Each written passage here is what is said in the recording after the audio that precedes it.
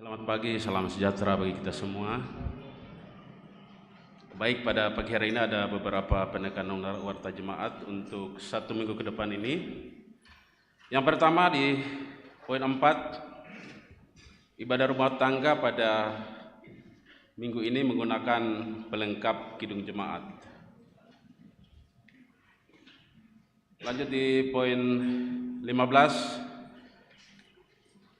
disampaikan kepada warga jemaat Rantepau bahwa Pendeta David Tiranda STH akan mengikuti konvensi pendeta se-Gereja Toraja yang akan dilaksanakan pada hari Selasa 17 Mei sampai dengan Jumat 20 Mei 2022 di Asrama Haji Makassar.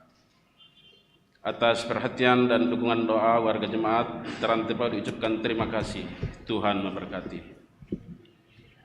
Poin 16, pelayanan peneguhan sidi kepada anak kekasih Atalia Manuela Kadang, anak dari Bapak Yosia Rinto Kadang dan Ibu Eva Stefani Rataba, atau cucu dari Bapak Penetua Thomas Rataba dan Ibu Elni Bella, dilaksanakan pada hari Minggu 15 Mei 2022 dalam kebaktian jam 9 pagi pada saat ini.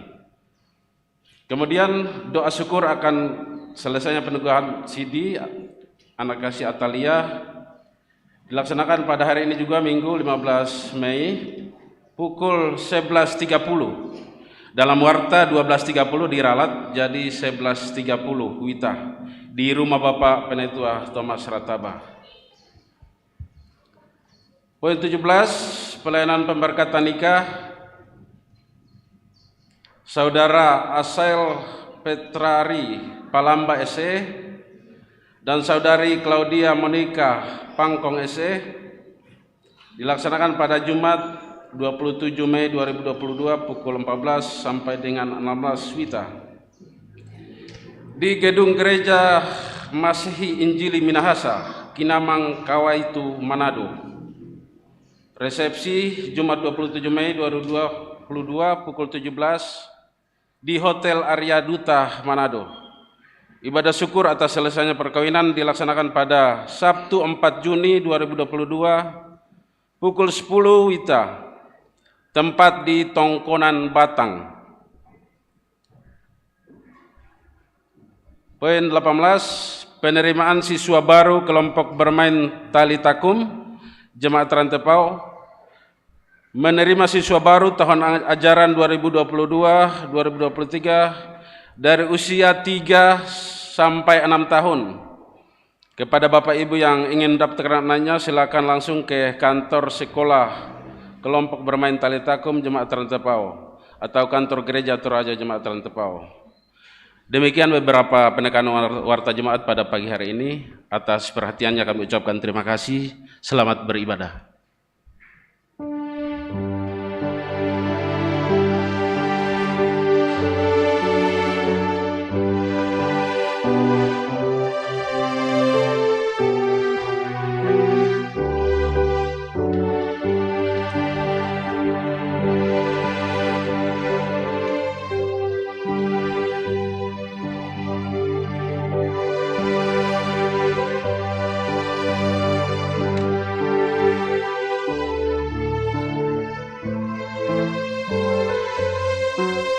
Terpujilah Allah atas kasih dan kemurahan-Nya yang telah dinyatakan dalam sepanjang perjalanan hidup kita. Dia yang telah menyatakan karyanya yang agung dan mulia bagi kita umat yang berdosa. Pengampunannya sungguh sudah nyata melalui kematian dan kebangkitan Kristus. Semua karena kasih dan anugerah-Nya bagi kita semua. Karena itu, melalui persekutuan kita saat ini, kita diajak untuk merenungkan dan mensyukuri kasih Tuhan melalui anugerah pertobatan bagi semua. Seperti tuntunan tema saat ini, mari memuji Tuhan. Terpujilah Allah, hikmat-Nya besar.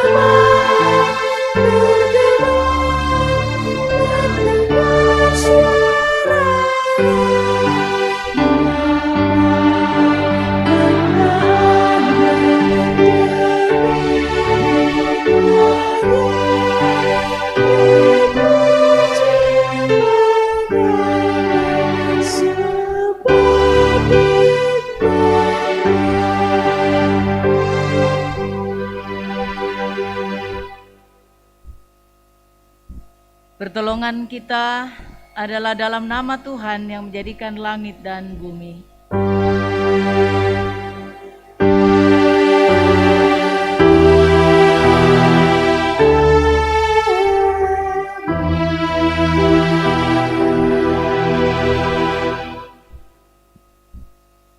Salam sejahtera dalam kasih Kristus bagi kamu sekalian.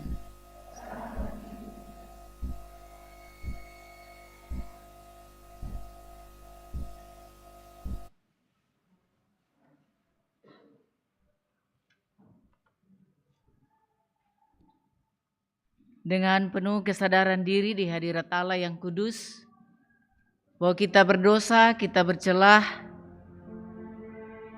Oleh karena itu dalam segala keterbatasan, sungguh kita menyadari bahwa kita tidak luput dari dosa yang membuat kita jauh dari Tuhan.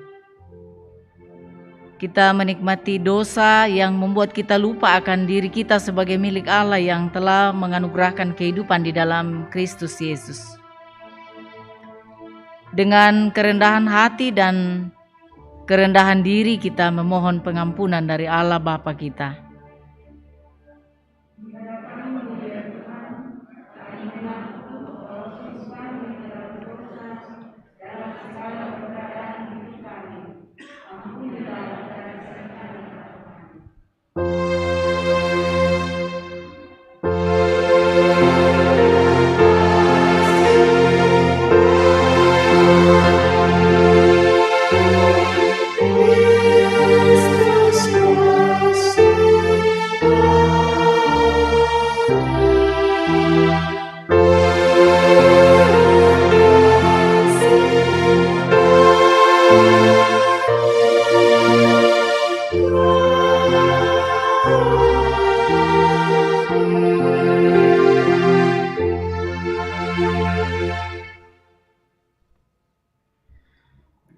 Kepada kamu sekalian yang tunduk dalam penyesalan, berita anugerah dari Allah dinyatakan kembali sebagaimana dalam Yesaya 43 ayat 25 hingga 26.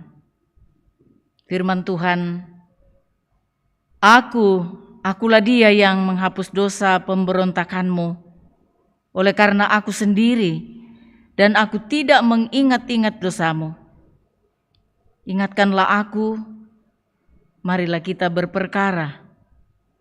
Kemukakanlah segala sesuatu, supaya engkau nyata benar.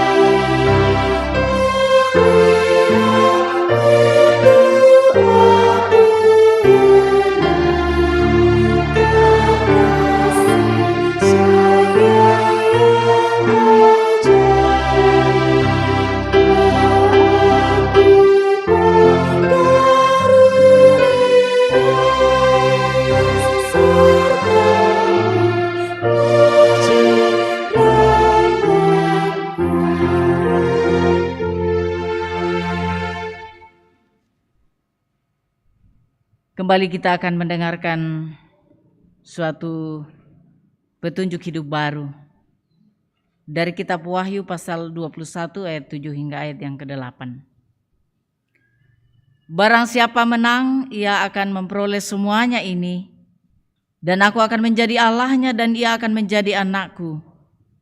Tetapi orang-orang penakut, orang-orang yang tidak percaya, orang-orang keji, orang-orang pembunuh, orang-orang sundal, tukang-tukang sihir, penyembah-penyembah berhala, dan semua pendusta, mereka akan mendapat bagian di dalam lautan yang menyala-nyala oleh api dan belerang. Inilah kematian yang kedua. Kita akan bersama-sama membaca Mazmur 148 ayat 1 sampai ayatnya yang ke-14. Mazmur 148 ayat 1 sampai ayatnya yang ke-14.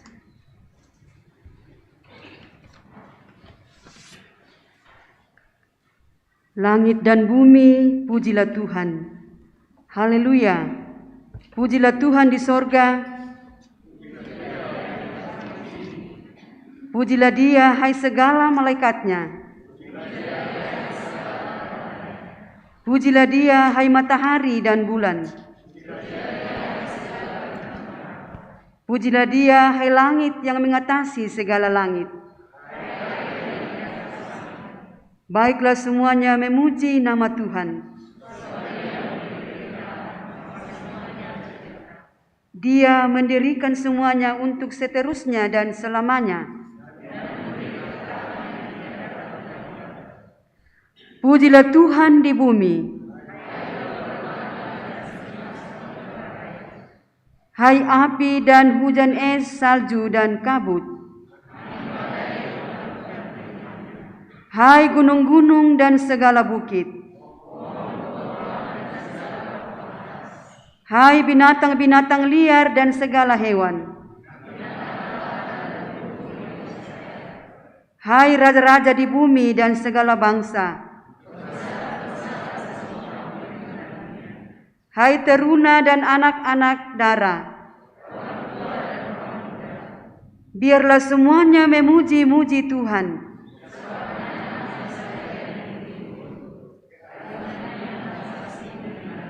Ia telah meninggikan tanduk umat-Nya bagi orang Israel, umat yang dekat padanya.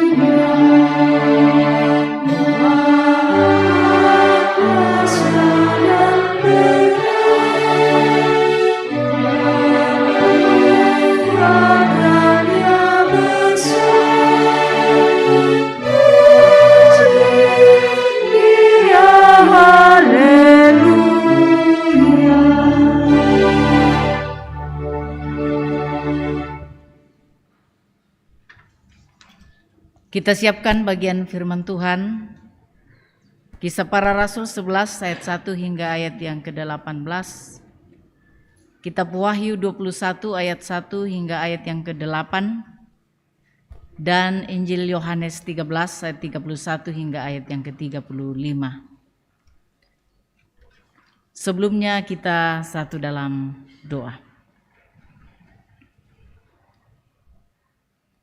Terpuji kekal nama-Mu ya Allah Bapa di sorga, Bapa yang tetap setia memelihara kami di dalam Tuhan Yesus Kristus yang telah menyelamatkan kami. Dalam kuasa tuntunan Roh Kudus hingga saat ini kami ada sebagaimana keberadaan kami, berhimpun bersama menyembah Tuhan. Dalam kerinduan kami untuk diterangi kebenaran firman-Mu. Mohon ya Allah Roh Kudus, Engkau menerangi hati dan pikiran kami, menjauhkan dari hal yang sia-sia, sehingga benar-benar kami fokus kepada pemberitaan firman-Mu untuk mengubah kehidupan kami, kehidupan yang bertumbuh ke arah Dikau seturut dengan kehendak-Mu.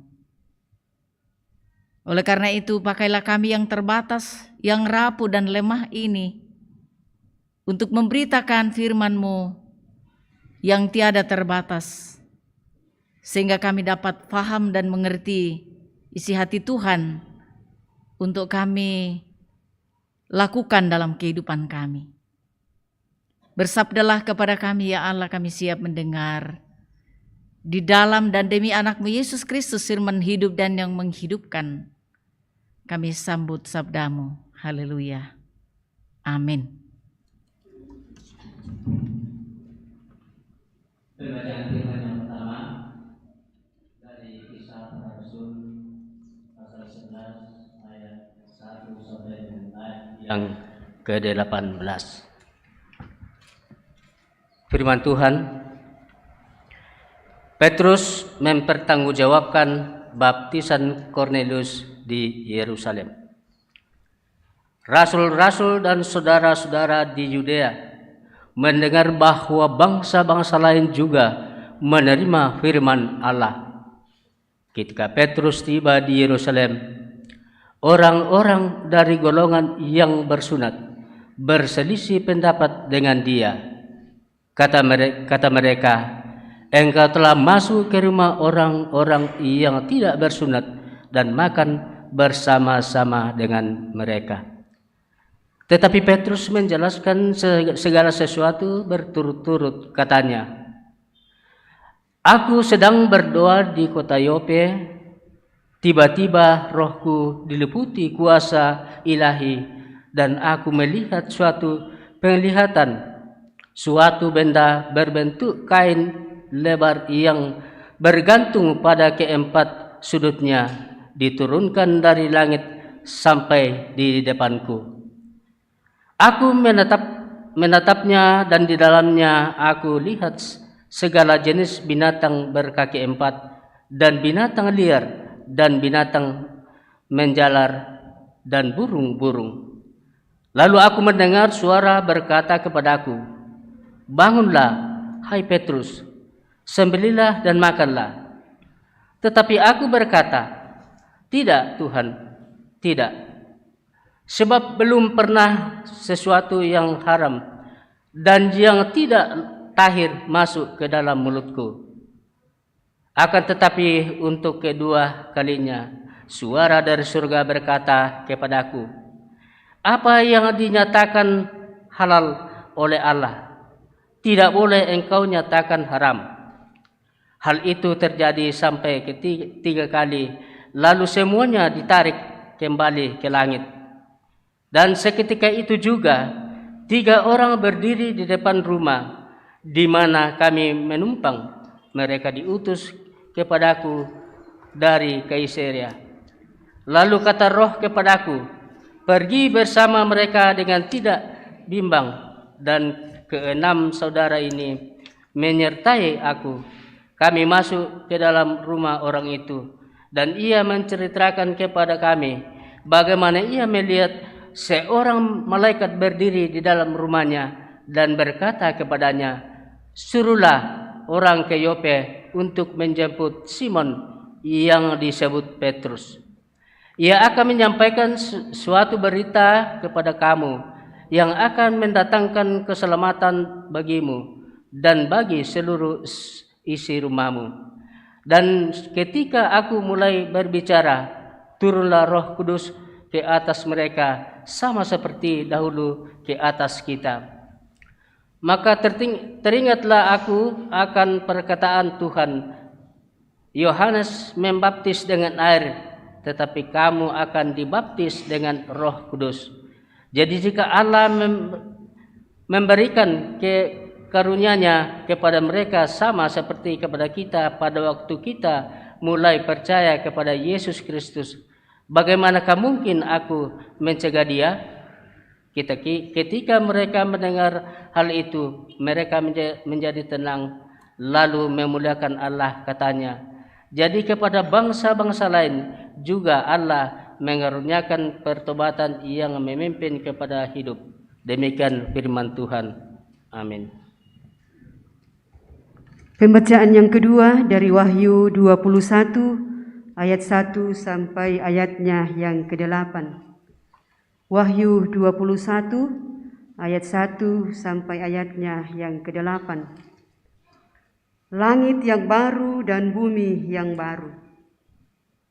Lalu aku melihat langit yang baru dan bumi yang baru, sebab langit yang pertama dan bumi yang pertama telah berlalu, dan laut pun tidak ada lagi.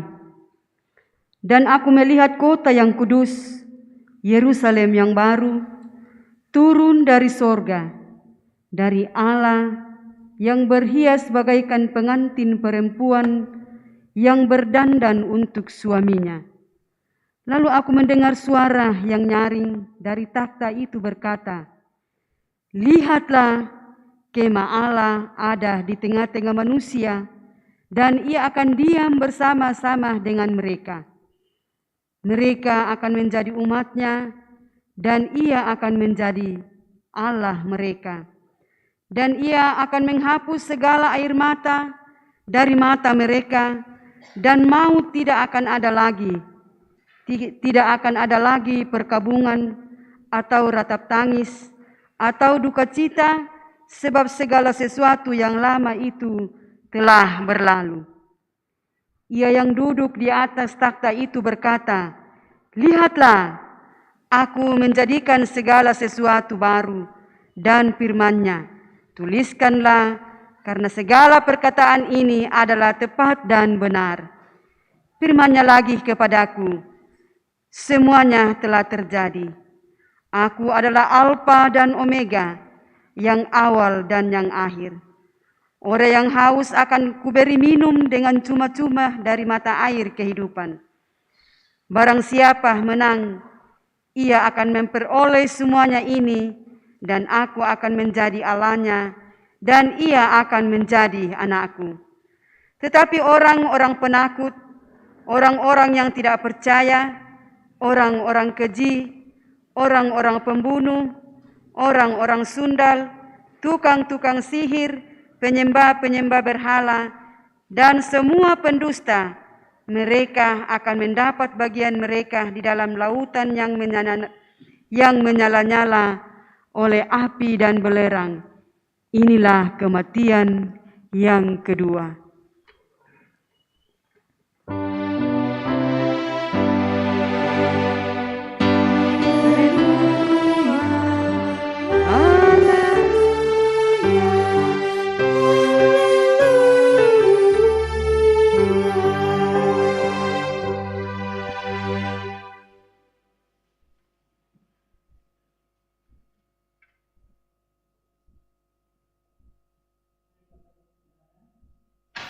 Dengarkan Injil Yohanes pasal 13 ayat 31 hingga 35. Perintah baru. Sesudah Yudas pergi, berkatalah Yesus, "Sekarang Anak Manusia dipermuliakan dan Allah dipermuliakan di dalam Dia. Jikalau Allah dipermuliakan di dalam Dia, Allah akan mempermuliakan Dia juga di dalam dirinya, dan akan mempermuliakan Dia dengan segera. Hai anak-anakku, hanya seketika saja lagi aku ada bersama kamu. Kamu akan mencari aku, dan seperti yang telah kukatakan kepada orang-orang Yahudi, ke tempat aku pergi, tidak mungkin kamu datang. Demikian pula aku mengatakannya sekarang juga kepada kamu. Aku memberikan perintah baru kepada kamu, yaitu supaya kamu saling mengasihi. Sama seperti aku telah mengasihi kamu, demikian pula kamu harus saling mengasihi. Dengan demikian semua orang akan tahu bahwa kamu adalah murid-muridku, yaitu jikalau kamu saling mengasihi." Amin. Firman Tuhan.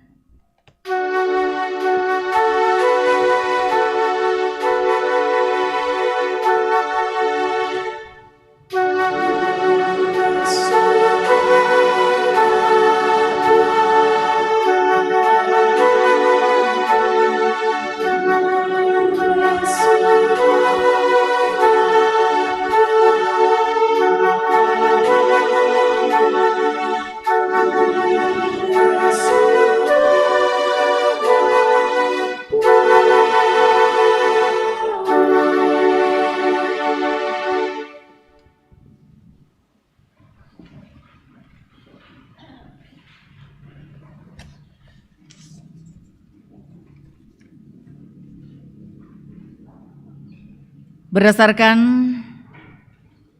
bacaan firman Tuhan, secara khusus yang menjadi bahan utama kita dari Kisah Para Rasul pasal 11 ayat 1 hingga ayat yang ke-18. Dengannya kita dituntun tema anugerah pertobatan bagi semua. Pengkatobaran di Pak Kamasian lako mintu tahu.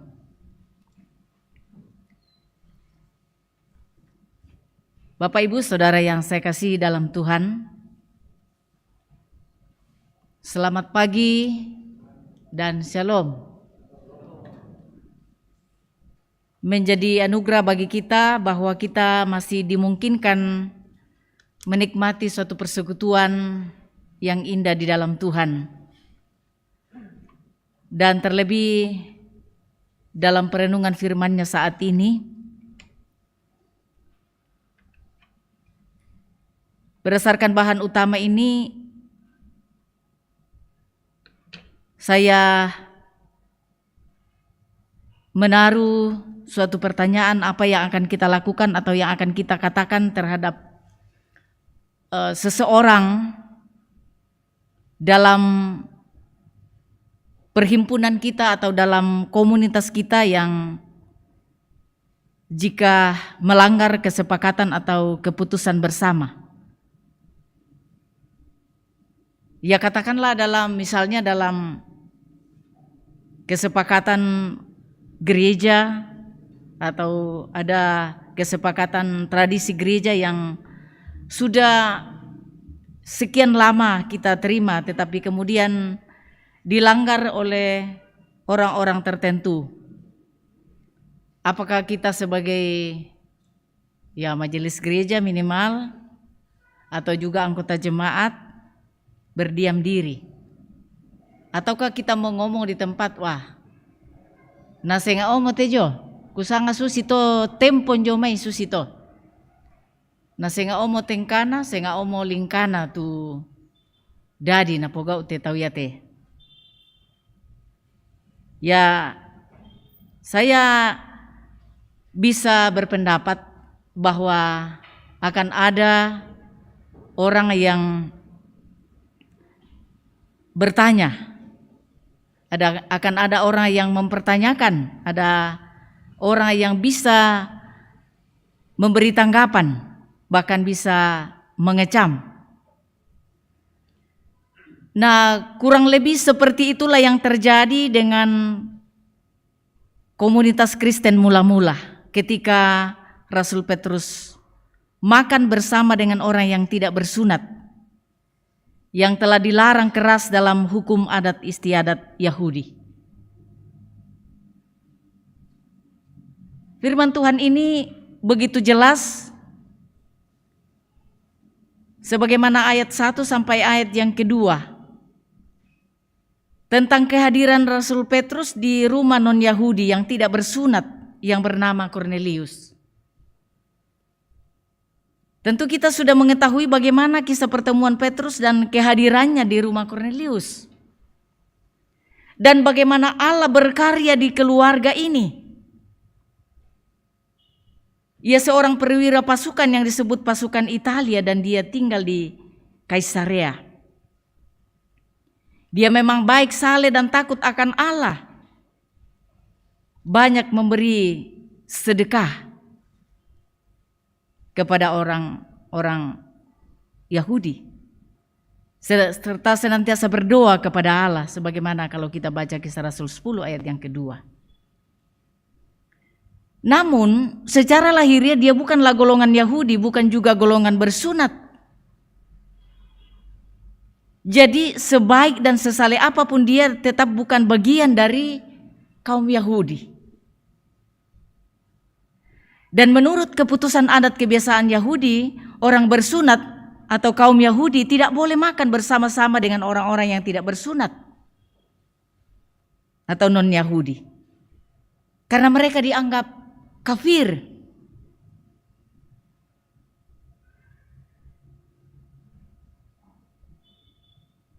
Kesepakatan yang ketat ini tentu masih terasa bagi Yahudi pada zaman itu, termasuk orang-orang Kristen pada masa-masa awal kelahirannya.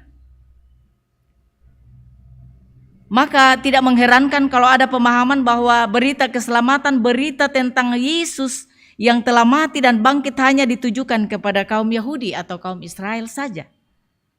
Tidak kepada bangsa-bangsa lain. Dalam hal ini ya sudah termasuk Kornelius. Tetapi ternyata Petrus hadir, bertemu dan bahkan makan dengan salah satu keluarga non-Yahudi ini. Inilah yang menimbulkan persoalan atau perdebatan di antara orang-orang dari golongan Yahudi, dari golongan yang bersunat, dan mempertanyakan tindakan Petrus tersebut. Dan bahkan mereka menyalahkan, mengkritik dan menyudutkan Petrus. Coba kita perhatikan pada ayat yang ketiga. Engkau telah masuk ke rumah orang-orang yang tidak bersunat dan makan bersama-sama dengan mereka. Nah, karenanya dengan bijak Rasul Petrus menanggapi pertanyaan kritikan itu tentang kehadirannya, pertemuannya, makan bersamanya dengan keluarga Kornelius tersebut. Dan dijelaskan Petrus bahwa perjumpaannya dengan Kornelius, makan bersama-sama, bersilaturahmi dengan Kornelius, itu bukan maunya Petrus sendiri. Itu adalah tuntunan Roh Kudus Tuhan. Allah lah yang menghendakinya. Dan disinilah menjadi pemahaman baru bagi mereka bahwa keselamatan yang datang dari Allah bukan hanya bagi kaum Yahudi. Dan sebenarnya itulah pemahaman Petrus juga karena dia adalah dari latar belakang Yahudi. Tetapi karena Tuhan menyuruhnya, Tuhan menghendakinya, dia harus tunduk kepada Sang Pengutus yaitu Allah sendiri untuk menyatakan kasih keselamatan bagi bangsa-bangsa lain di dalam Kristus Yesus. Tidak hanya itu, Petrus memberi kesaksian nyata tentang bagaimana bangsa-bangsa lain itu bisa juga menerima Roh Kudus. Sama seperti ketika para pengikut Kristus golongan Yahudi bersunat menerimanya. Yang terjadi bagi Kornelius. Nah, apa artinya ini bagi kita? Bahwa ternyata bangsa-bangsa lain juga yang tidak bersunat sama dengan bangsa atau orang Yahudi yang bersunat dalam hal menerima Roh Kudus sebagaimana ayat yang ke-15. Bahwa peristiwa datangnya Roh Kudus kepada bangsa-bangsa lain lewat pemberitaan para rasul membuktikan atau menggenapi perkataan Yesus sebelumnya. Allah berkenan menyatakan kasih karunia-Nya dengan mengaruniakan keselamatan dan mencurahkan Roh Kudus-Nya kepada siapapun yang Dia kehendaki. Dan tidak ada seorang pun yang mampu menghalanginya. Kasih karunia Allah berlaku kepada semua orang dari berbagai latar belakang kehidupan. Kita ini berbeda-beda. Kita saja di Indonesia berbeda suku, berbeda agama, berbeda ya warna kulit juga. Sedangkan kita di Toraja Utara ini walaupun asli Toraja, ada yang memang putih, ada yang sawo matang, ada yang hitam manis. Tidak ada putih manis ya. Wajah kita pun sekalipun kita kembar, pasti ada perbedaan. Tetapi justru itulah yang menjadi sasaran kasih Allah. Bukankah sejak awal itu rancangan Allah bagi dunia ini? Masih ingat Yohanes 3 ayat 16? Masih hafal? Tak serah aku salah atau karena begitu besar? Masih hafal? Tepuk adek ya? Karena begitu besar akan dunia ini sehingga Ia telah mengaruniakan anaknya yang tunggal supaya setiap orang yang percaya kepadanya tidak binasa, melainkan beroleh hidup yang kekal. Kasih Allah akan dunia. Jadi kasih Allah bukan hanya kepada orang Kristen Protestan, kepada gereja Toraja, tetapi dunia. Semua ciptaannya. Persoalannya apakah kita mau? Itu yang membedakan. Sasaran kasih Allah untuk semua, tetapi persoalannya apakah semua mau mengikut Yesus? Sampai hari ini pun masih banyak yang sangsi. Masih banyak yang ragu, tetapi juga yang sudah banyak yang mengikut dan percaya kepada Kristus Yesus. Itu adalah pekerjaan Roh Kudus sampai hari ini, bahkan sampai kedatangan Tuhan untuk kedua kalinya.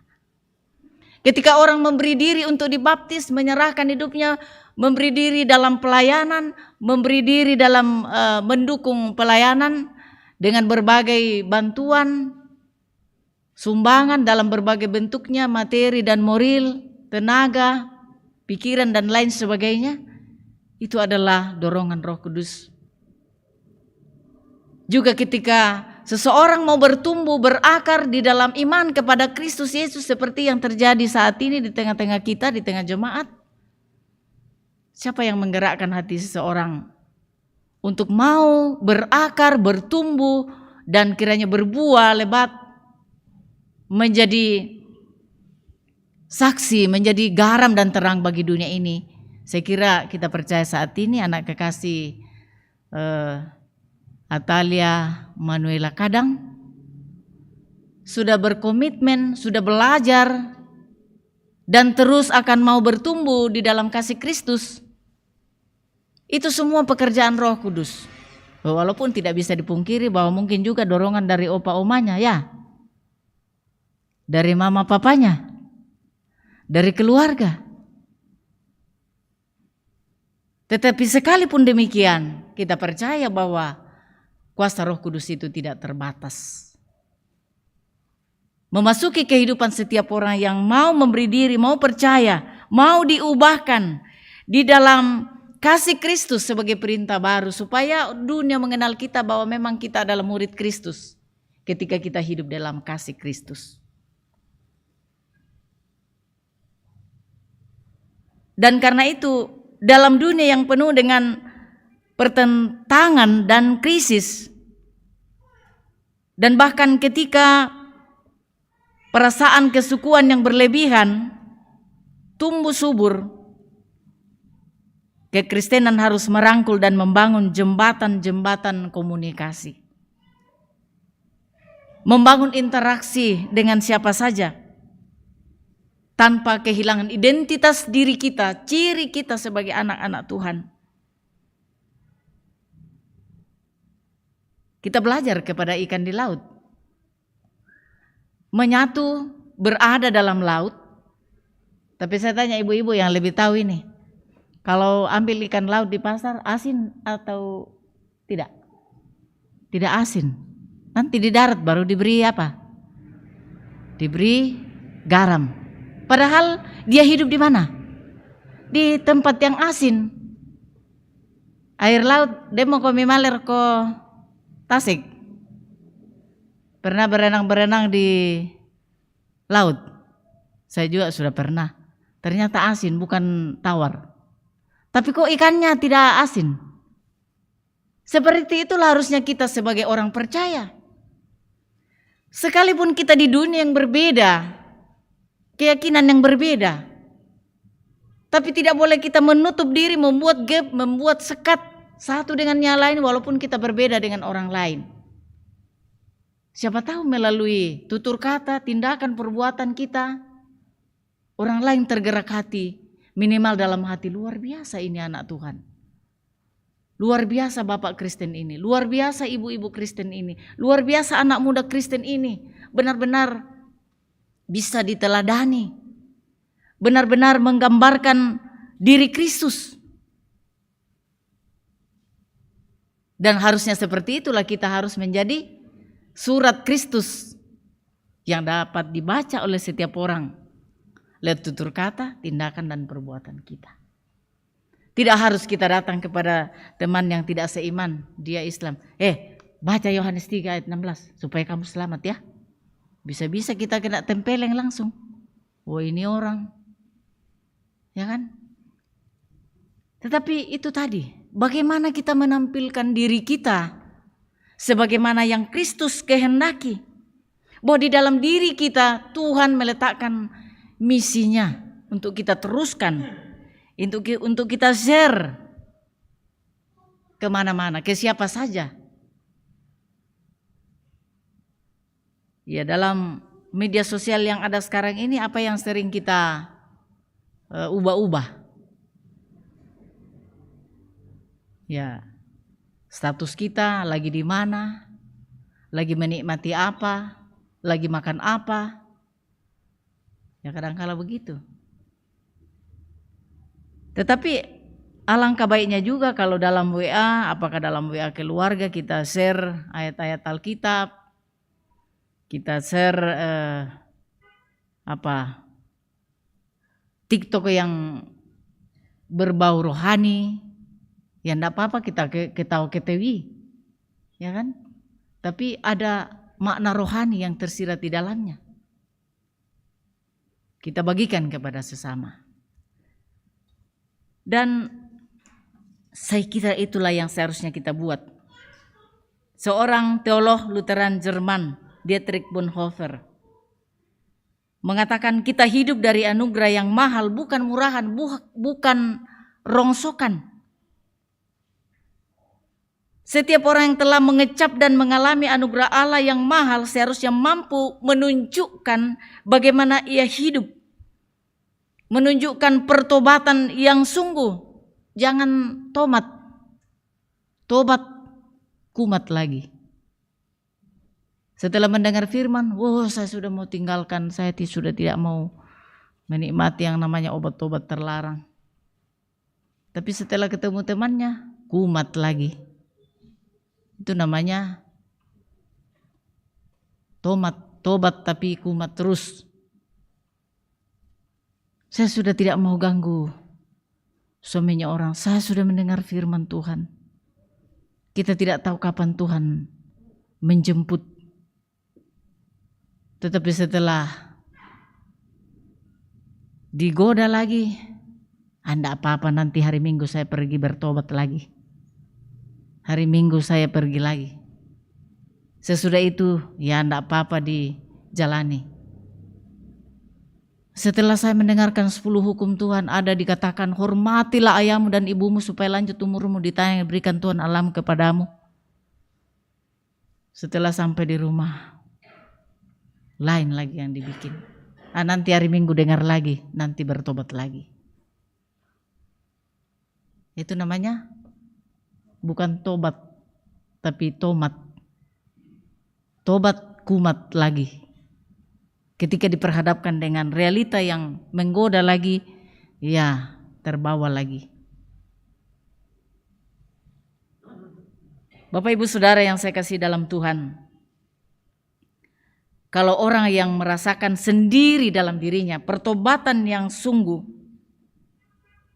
pasti mendorongnya untuk memiliki daya dorong dan motivasi yang kuat untuk membagikan sesuatu kepada orang lain, yakni membagikan cinta kasih Kristus. Dan itulah yang Tuhan perkenan, itulah yang Tuhan kehendaki dari setiap anak-anaknya. Bahwa hidup kita sekali lagi ditebus dengan darah yang mahal, yaitu darah Kristus. Maka sepatutnya lah kita menghargai anugerah yang mahal itu dengan hidup dalam pertobatan yang benar. Sebab hanya dengan pertobatan yang sungguh kita bisa hidup mengasihi dengan sempurna bagi sesama tanpa membeda-bedakan. Sabdanya mengatakan kamu telah memperoleh dengan cuma-cuma, karena itu berikanlah pula dengan cuma-cuma. Bahwa Allah di dalam Kristus telah memberikan yang terbaik bagi kita dengan berkorban di atas kayu salib, mati untuk menebus dosa kita. Ia telah menganugerahkan pertobatan agar hubungan kita dengan Allah tetap terpelihara dalam cinta kasih-Nya.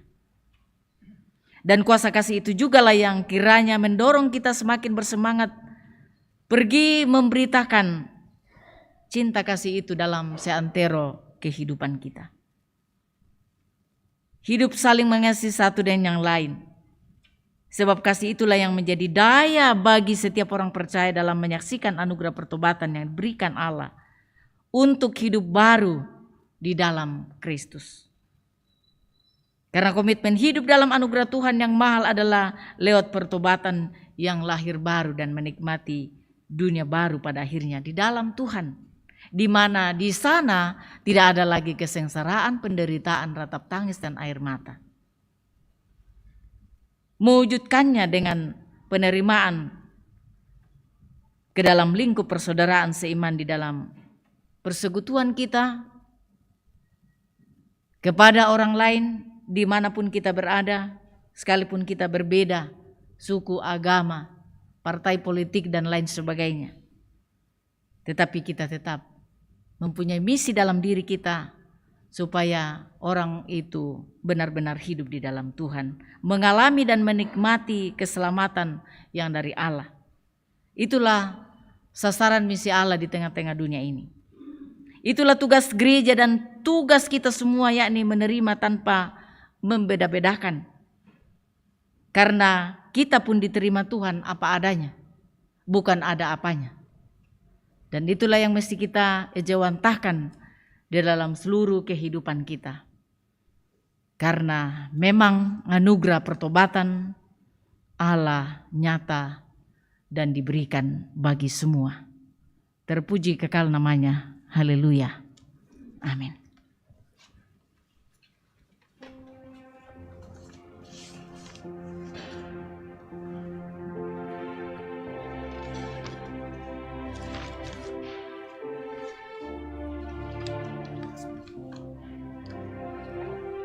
Dalam saat teduh ini,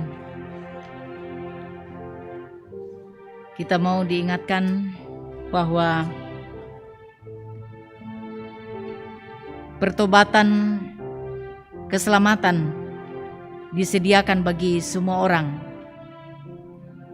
Nah, oleh karena itu kita yang sudah percaya kepada Yesus Kristus, bagaimana kita mewujudkan cinta kasih Yesus itu supaya orang lain pun mengalami keselamatan, berubah dari cara hidup yang sia-sia kepada hidup yang berkenan di hadapan Allah.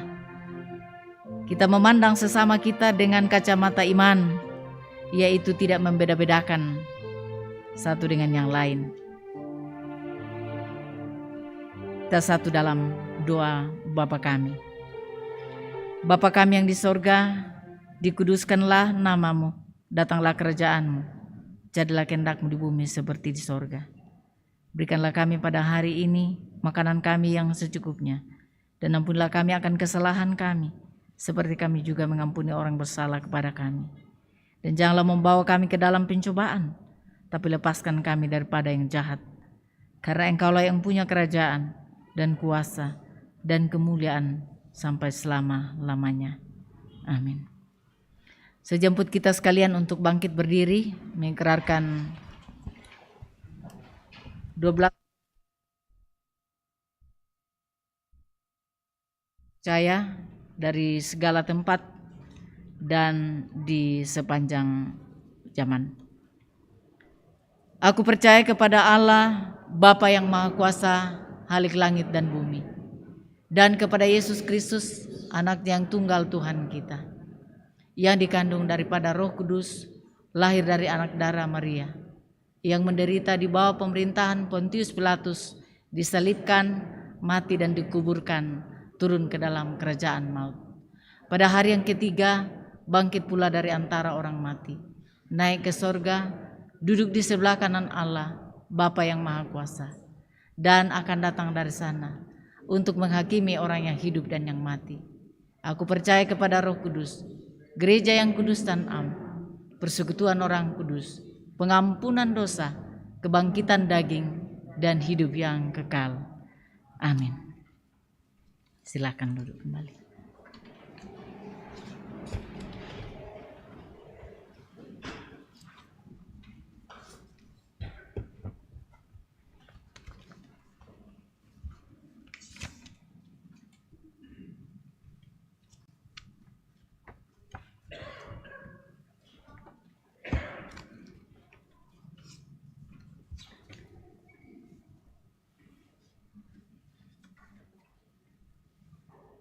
Saudara-saudara yang terkasih dalam Yesus Kristus, kini akan dilaksanakan peneguhan sidi, pengakuan percaya bagi anak kekasih yang pada waktu masih anak-anak telah menerima sakramen baptisan kudus atas pengakuan orang tuanya. Saat ini setelah dia dewasa, ia sendiri dengan tuntunan firman dan Roh Kudus, khususnya melalui pengajaran iman Kristen, baik dari orang tua, dari gereja, dan kini akan menyatakan pengakuan percayanya di hadapan Tuhan dan jemaatnya.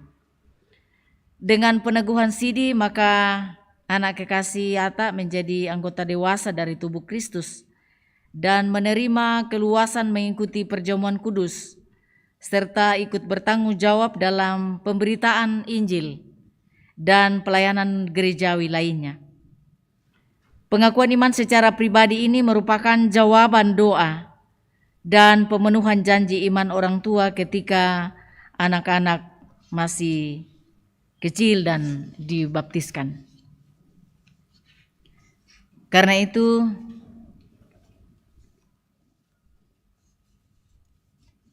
kepada anak kekasih Atalia Manuela Kadang yang akan diteguhkan, saya mohon berdiri dan menjawab pertanyaan-pertanyaan berikut. Yang pertama, percayakah engkau kepada Allah yang Esa, yaitu Allah Bapa Halik langit dan bumi yang memerintah dan memelihara ciptaannya, Allah Anak yaitu Yesus Kristus, Allah benar dan manusia sejati, Juru Selamatmu, yang menebus engkau dari dosa dan kuasa maut, Allah Roh Kudus, penghibur yang memimpin engkau pada segala kebenaran menjadi anggota yang hidup dari tubuh Kristus. Apakah Atalia Manuela Kadang percaya? Ya, saya percaya. Yang kedua, mengakukah engkau bahwa Alkitab adalah firman Allah yang memuat pengajaran yang benar dan sempurna tentang keselamatan dan yang isinya diterangkan dalam pengakuan Gereja Toraja? Apakah Atalia Manuela Kadang mengaku? Ya, saya mengaku. Terima kasih. Yang ketiga, berjanjikah engkau akan berpegang teguh pada pengajaran firman Allah, hidup sesuai dengan kehendak Tuhan, mengambil bagian dalam pemberitaan Injil, pelayanan firman dan sakramen, menjauhkan diri dari dosa, serta takluk di bawah teguran gerejawi apabila engkau jatuh ke dalam dosa? Apakah Atalia berjanji? Ya, saya berjanji. 1 Timotius pasal 4 ayat 12. Jangan seorang pun menganggap engkau rendah karena engkau muda. Jadilah teladan bagi orang-orang percaya dalam perkataanmu, dalam tingkah lakumu, dalam kasihmu, dalam kesetiaanmu, dan dalam kesucianmu. Amin. Sesuai dengan kepercayaan, pengakuan, dan janjimu, maka saya meneguhkan engkau menjadi anggota dewasa Gereja Toraja. Maka Allah damai sejahtera itu yang oleh darah perjanjian yang kekal telah membawa kembali dari antara orang mati Gembala Agung segala domba, yaitu Yesus Tuhan kita. Kiranya memperlengkapi kamu dengan segala yang baik untuk melakukan kehendak-Nya dan mengerjakan di dalam dirimu apa yang berkenan kepadanya oleh Yesus Kristus. Amin.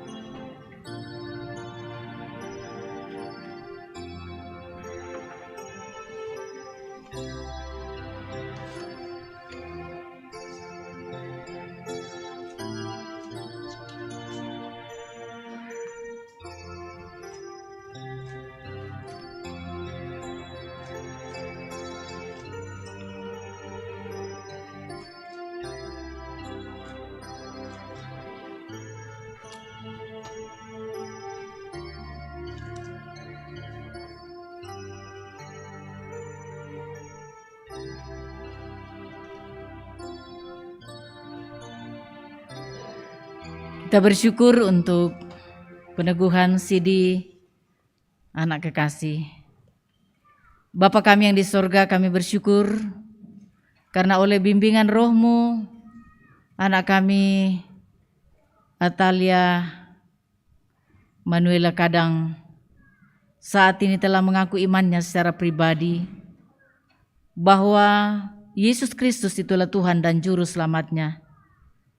Kami memohon anugerah-Mu, kemuliaan-Mu, dan kekuatan Roh-Mu memenuhi hati dan seantero hidupnya. Biarlah oleh iman kepada Tuhan kami Yesus Kristus, ia berakar dan bertumbuh berdasarkan kasih. Sanggupkanlah dia untuk bersama-sama dengan semua orang kudus memahami betapa lebarnya dan panjangnya dan tingginya dan dalamnya kasih Kristus yang melampaui segala pengetahuan. Penuhilah hidupnya dengan damai sejahtera-Mu di dalam Kristus, kini dan selama-lamanya. Amin. Kita akan memberikan ungkapan syukur kita kepada Tuhan. Firman Tuhan pada hari ini bahwa berilah kepada Tuhan kemuliaan namanya, bawalah persembahan dan masuklah menghadap Dia. Sujudlah menyembah kepada Tuhan dengan berhiaskan kekudusan. Bawa persembahanmu dalam rumah Tuhan.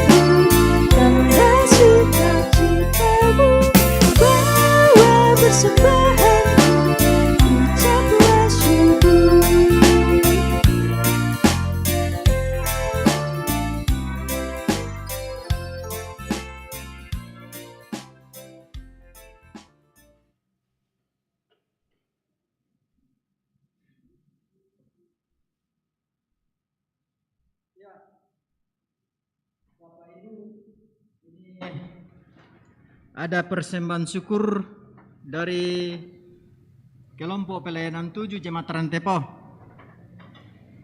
Rambutan.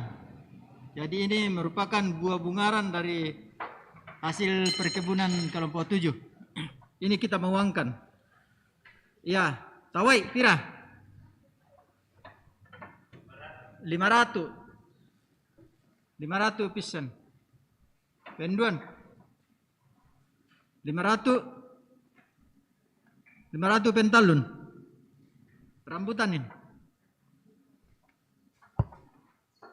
Ya, kurang semangat itu persembahan buang pasak keke.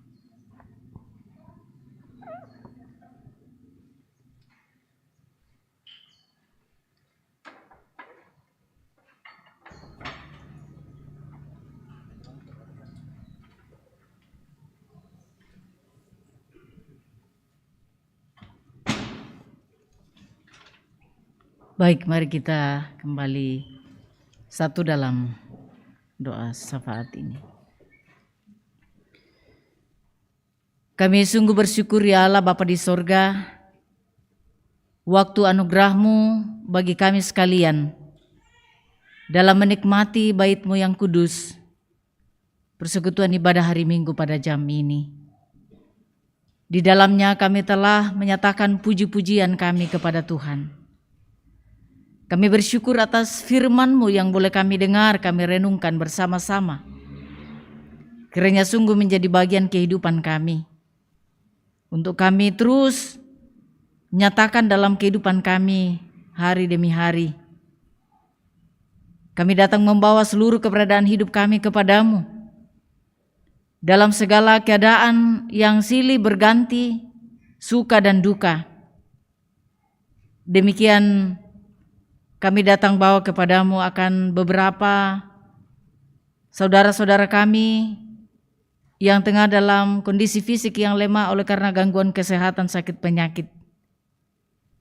Sebagaimana yang ada dalam warta jemaat ada 20 orang. Juga ada Ibu Silva Parenden atau Oma Dea Rantepasang yang sedang sakit di Makassar. Dr. Elim, anak dari Oma Seis di Papua. Papa Ardi rencana untuk dioperasi di Rumah Sakit Makassar. Ibu Marta Tampang yang sedang dirawat di Rumah Sakit Elim. Dan mungkin masih ada yang lain yang tidak kami ketahui keberadaannya yang sedang sakit saat ini di rumah atau di rumah sakit. Mohon belas kasihan-Mu ya Tuhan menjamah mereka, memulihkan kondisi kesehatan mereka. Terlebih menguatkan iman mereka untuk menaruh pengharapan kepada-Mu di tengah ketidakberdayaan. Iman mereka tetap kokoh dan kuat berpengharapan di dalam Tuhan ada kuasa kesembuhan. Bersama-sama kami berdoa, kami mengucap syukur dengan beberapa saudara-saudara kami yang mengalami pertambahan usia pada jalan kehidupan mereka. Ke dalam tangan kasih dan kuasa-Mu Bapa, kami serahkan kehidupan mereka. Tuhanlah yang menuntun, mengaruniakan hikmat dan kemampuan untuk mempergunakan waktu sebagai anugerah Tuhan, untuk melakukan apa yang baik, apa yang berkenan di hati Tuhan. Dan biarlah hidup mereka menjadi berkat bagi sesama. Kami doakan untuk orang tua kami yang lanjut usia. Kepada-Mu Bapa, Engkau kiranya senantiasa menolong, menopang mereka, menguatkan dalam menjalani usia senja yang Tuhan anugerahkan. Tetap kuat dalam iman, dalam pengharapan kepada-Mu.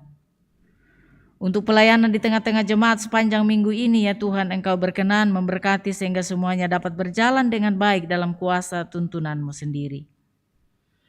Untuk segenap pekerjaan anggota jemaat, ke dalam tangan kasih-Mu Bapa kami bawa, kami sandarkan segala jerih juang kami. Karena perjuangan jerih payah dalam Tuhan tidak akan pernah kembali kosong dan sia-sia. Yang belum mendapatkan pekerjaan, Tuhan bukakan jalan, bukakan pintu rezeki-Mu bagi mereka. Sehingga mereka terus berpengharapan dalam Tuhan ada berkat. Karena itulah ya Tuhan, kiranya mereka tetap mendapatkan apa yang mereka rindukan dan yang sesuai dengan rencana Tuhan yang indah dalam hidup setiap anak-anak kami atau saudara-saudara kami yang sedang mencari pekerjaan, juga yang sedang mencari jodoh pasangan yang sepadan. Tuhan bukakan jalan. Juga anak-anak kami yang sedang dalam pertumbuhan, berkatilah mereka sehingga mereka bertumbuh sehat baik jasmani terlebih pertumbuhan rohani, senantiasa takut kepada Tuhan. Yang sedang dalam bangku pendidikan dari TK hingga perguruan tinggi, berikan pengharapan dan semangat juang yang tinggi. Berikan sukacita untuk belajar dengan baik, sehingga pada akhirnya mereka akan meraih hasil dari perjuangan mereka, menggapai masa depan yang cemerlang, cita-cita yang baik di dalam Tuhan. Bapa dalam sorga, kami bawa akan rencana pemberkatan perkawinan bagi beberapa pasangan, antara lain Saudara Benny dengan Saudari Alriani Tandirerung, yang jika Tuhan berkenan akan dilangsungkan pada tanggal 21 Mei 2022 di Gereja Toraja Jemaat Moria Ulusalu.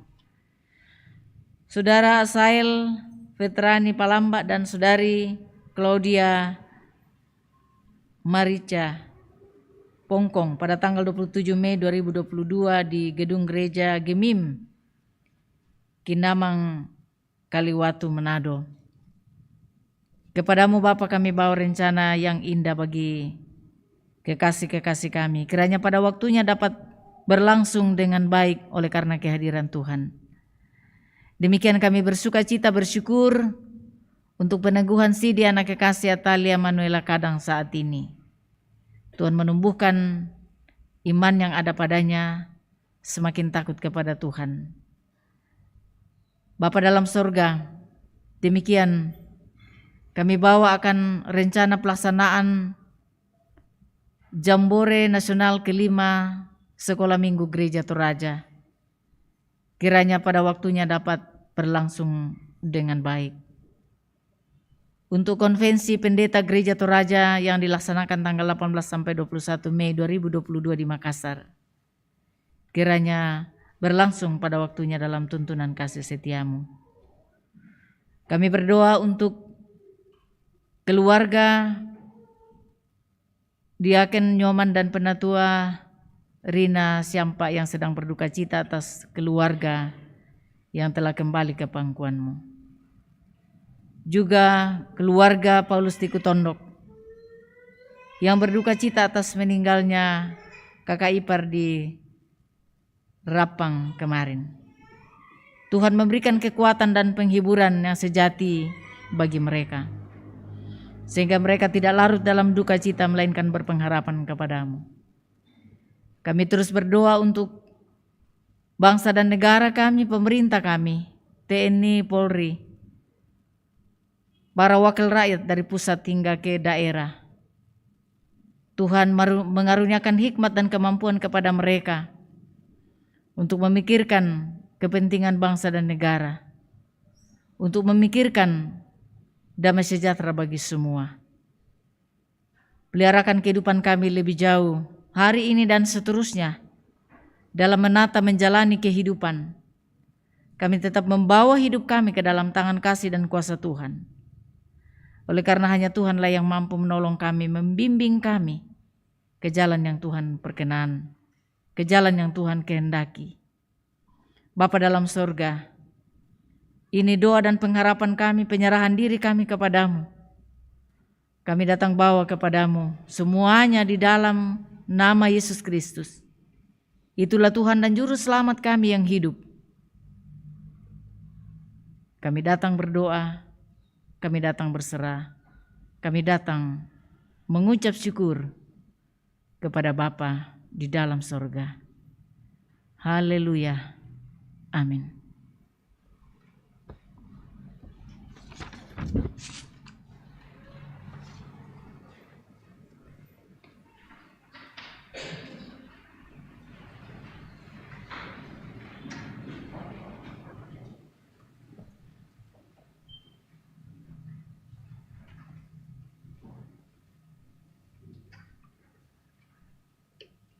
Kita angkat pujian dengan menyanyi anugerah Tuhan kita Yesus Kristus.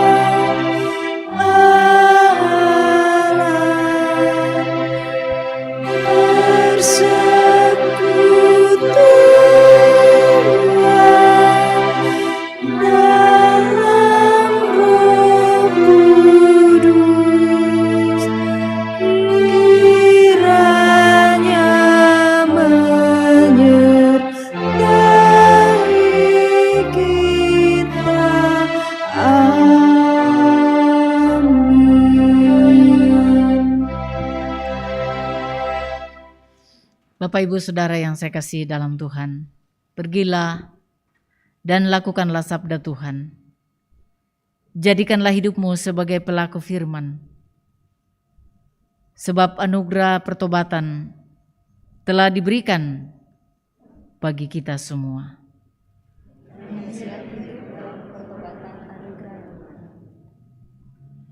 Arahkanlah hati dan hidupmu kepada Allah sumber berkat dan perlindungan, serta terimalah berkat dari Tuhan.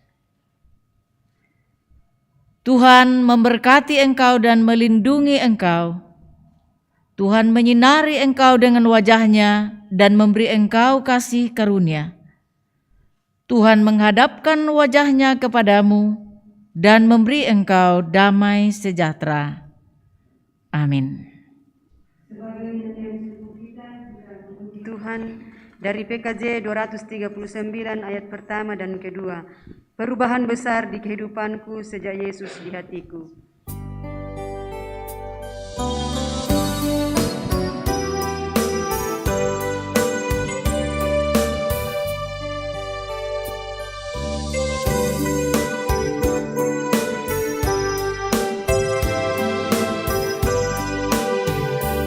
Perubahan besar di kehidupanku sejak Yesus di hatiku. Di jiwaku bersinar terang yang cerah sejak Yesus di hatiku. Sejak Yesus di hatiku. Sejak Yesus di hatiku. Jiwaku bergema bagai ombak besar. Sejak Yesus di hatiku. Aku tobat kembali ke jalan terang. Sejak Yesus di hatiku. Dan dosaku dihapus, jiwaku segar sejak Yesus di hatiku. Sejak Yesus di hatiku. Sejak Yesus di hatiku. Jiwaku bergema bagai ombak besar.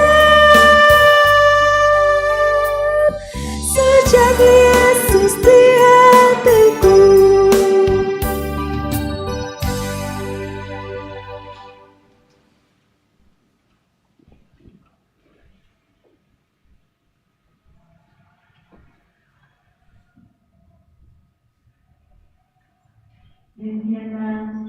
Kita pada siang hari ini, atas kehadiran kita diucapkan terima kasih. Tuhan memberkati kita semua.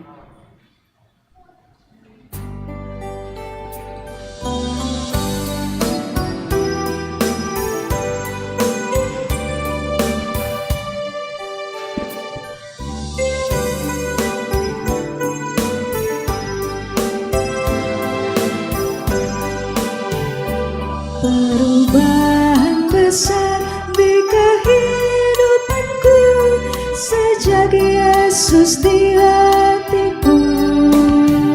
Di jiwaku bersinar terang yang cerah sejak Yesus di hatiku.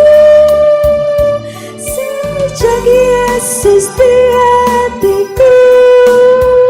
Sejak Yesus di hatiku. Jiwaku bergema bagai obat besar. Sejak Yesus di hatiku.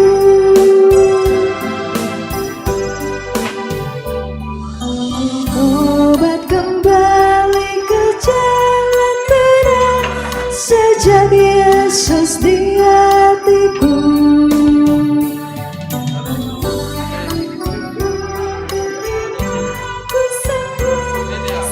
Sejak Yesus di hatiku.